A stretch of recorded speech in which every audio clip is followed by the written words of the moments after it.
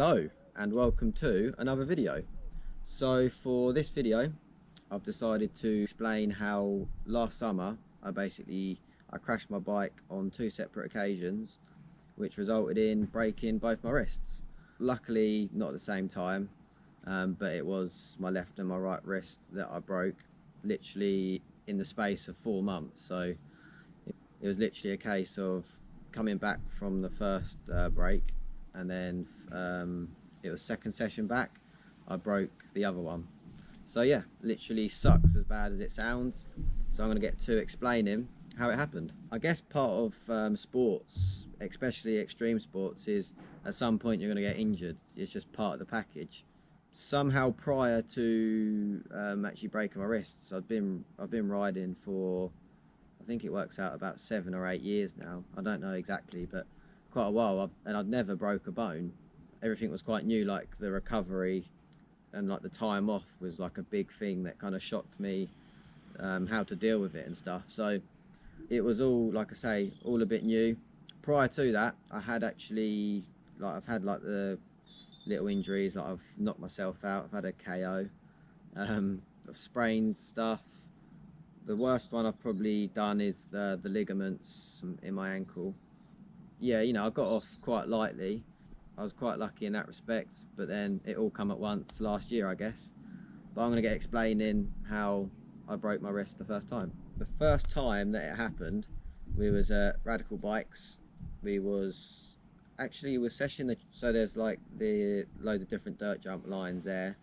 We was jumping this line, and basically to get into it, you've got 2 steep jumps, like spines in effect, so steep to steep.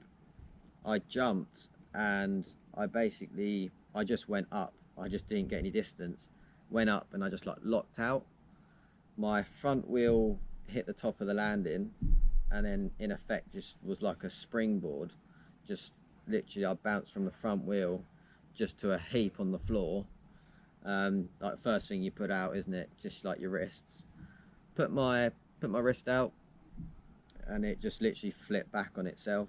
I felt like it was like a weird sensation, like a warm pulsating feeling coming from my hand. And yeah, basically knew something was wrong straight away. I went to the medical room that they've got at the bike park at Radical Bikes. Like, I'd so much scratches and stuff down my back, and I was just like all dirty from the crash.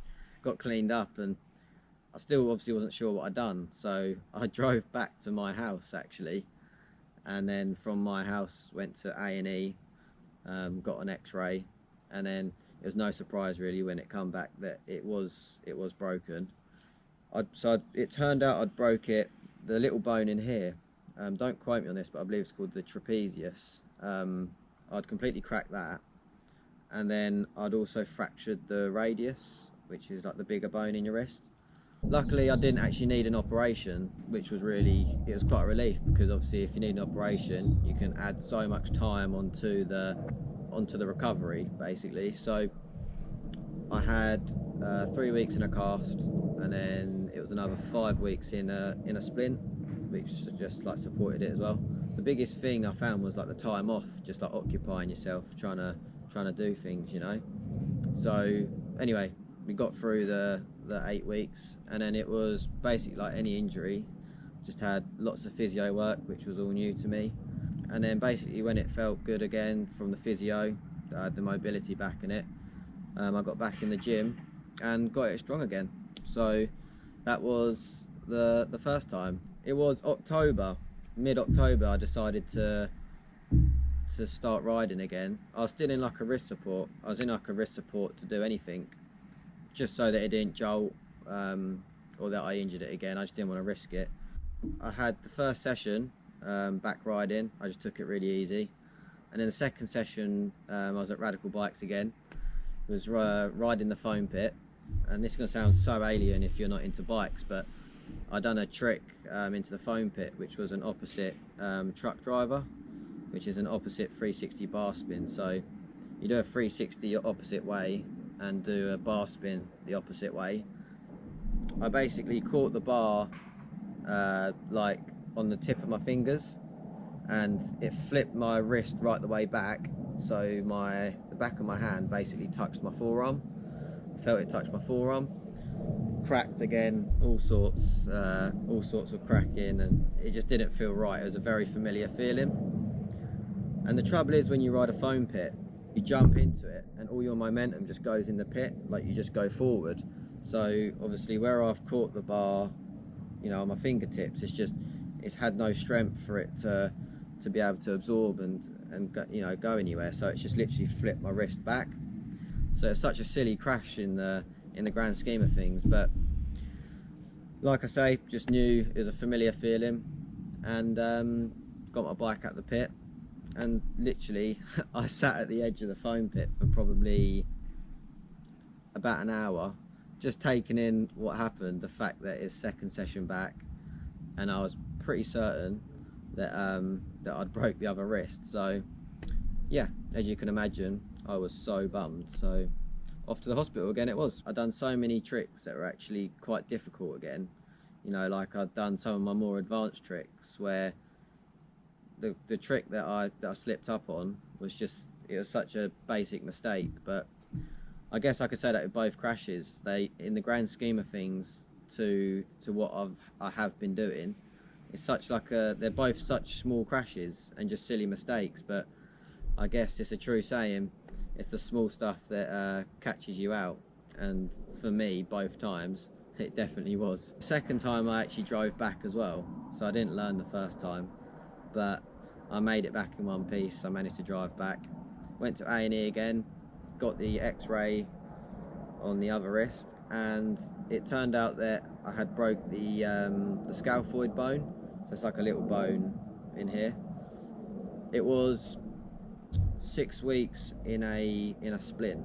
I didn't even need a cast, so that was obviously a relief. I didn't need an operation again, so both times they didn't need to operate, which is actually really lucky.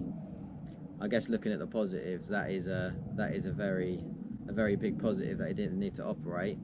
Yeah, very similar to the first time. It was basically 6 weeks. I stayed occupied, like I filmed videos for my brother's YouTube channel, and just stayed occupied more. I knew what I was facing the second time around. Basically the 6 weeks was up, and then it was similar to what happened the first time. It was just physio, back to the gym. But the difference is I wanted to just take my time more and recover them both properly, because my left wrist was still very weak, very fragile, and obviously I had it in my right wrist now as well. Scaphoid was not great, so I basically said to myself, I'm not going to do anything too risky, you know, especially riding, until they're both, you know, really strong again. So I put a lot of work in at the gym, and I basically, I took a year out of riding so that I could just strengthen my wrists again. And we're a year on from now, and they're literally back to how they were prior to breaking them. I can literally lift, if not more, at the gym, and I've just got back riding. I've probably been back riding about a month back riding, so we are getting there. So going from never breaking a bone to breaking both your wrists in the space of 4 months was definitely, to say the least, an interesting experience. If you like this video, give it a thumbs up, subscribe to my channel, because I do plan on doing more videos, and I look forward to seeing you in the next one. See ya.